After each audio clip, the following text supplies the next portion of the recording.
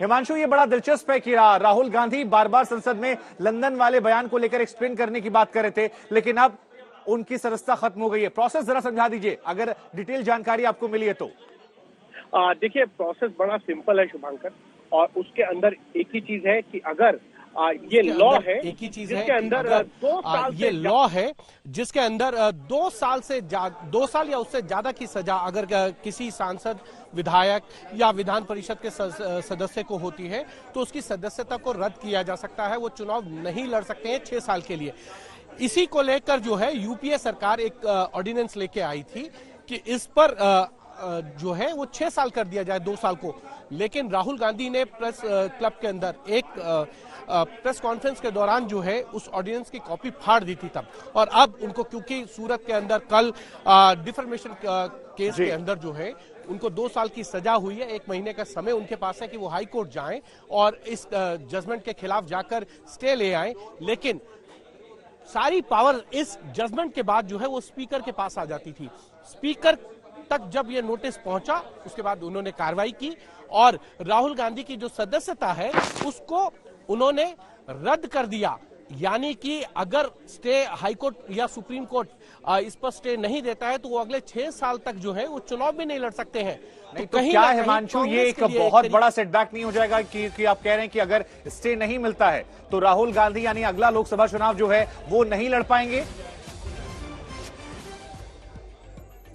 बिल्कुल बिल्कुल, क्योंकि अगर उनको स्टे नहीं मिलता है इस पर तो वो 2024 का चुनाव नहीं लड़ सकते हैं। तो ये तो कांग्रेस पार्टी के लिए बहुत बड़ा झटका रहा, क्योंकि कुछ दिन पहले देखेंगे। बिल्कुल, इससे पहले आप देखिए आजम खान, उनके खिलाफ इस तरीके से एक्शन लिया, उनके बेटे के खिलाफ हुआ। भारतीय जनता पार्टी के खतौली से एक विक्रम सैनी करके विधायक थे, उनके खिलाफ ये हुआ मामला। उनके ऊपर जब सजा हुई तो उनको भी जो है विधानसभा स्पीकर ने वहीं उनकी सदस्यता को रद्द किया और बाई इलेक्शन हुए। अब देखना यह है कि राहुल गांधी की सदस्यता अगर खत्म हो रही है तो 1 साल से कम, लगभग 1 साल के करीब का जो है वो समय बचेगा। ऐसे में वहां उपचुनाव होगा या नहीं होगा ये एक अलग विषय हो सकता है, लेकिन इतना जरूर है कि राहुल गांधी के लिए यह समय बहुत ही कठिन है, परेशानियों वाला है। एक तरफ भारतीय जनता पार्टी लंदन में उनके दिए गए बयान को लेकर ये कह रही थी वो माफी मांगे, उन्होंने देश के खिलाफ जाके बयान दिया। दूसरी तरफ इस तरीके का उनका एक बयान जो 2019 के लोकसभा चुनाव में उन्होंने दिया था उसको लेकर भारतीय जनता पार्टी के विधायक। एक सवाल यहाँ पर और भी है, क्योंकि आज भी जब तमाम केंद्रीय नेताओं ने उन पर निशाना साधा तो याद दिलाया कि पटना में भी ऐसा ही एक मामला और चल रहा है। तो इस मामले के अलावा कई और मामले भी है जहां मुसीबत बढ़ सकती है। ऐसे में ये 2 साल में राहत की उम्मीद कहीं नजर आ रही है? देखिए बिल्कुल, देखिए मुझे लगता है कि अगर वो हाई कोर्ट जाएं और हाई कोर्ट से उनको राहत मिल जाए तो ठीक है।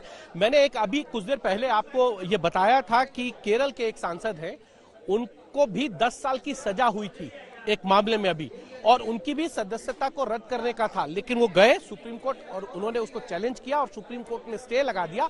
उनकी सदस्यता को रद्द नहीं किया जा सकता।